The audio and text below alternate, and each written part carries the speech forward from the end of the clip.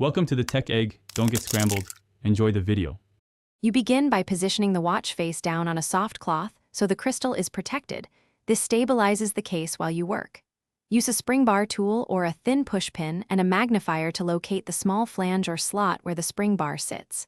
Place the tool tip against the flange and compress inward toward the strap center.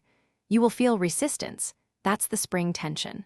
Once compressed, angle the bar out of its lug hole gently to release one side. Now continue by holding the strap steady with your free hand so it doesn't twist. This prevents sudden snatches that can scratch the case. Compress the spring bar inward and at a slight angle away from the lug to encourage the flange to clear the hole. If the bar is stubborn, back the strap off about 1/8 inch and then recompress. Small shifts reduce binding. Once one end clears, pivot the strap down and slide the opposite end out. Place the bar and any tiny washers into your tray. To finish, clean the lug recesses with a soft brush or toothpick to remove dirt and old grime. This ensures the new or reinstalled spring bar seats reliably.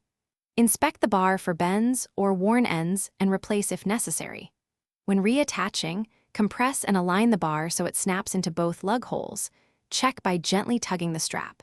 If the bar won't move or is corroded, apply a tiny drop of light lubricant, then try again. Or swap to a fresh spring bar for safety. Thanks for watching. Consider subscribing if I helped unscramble your problems.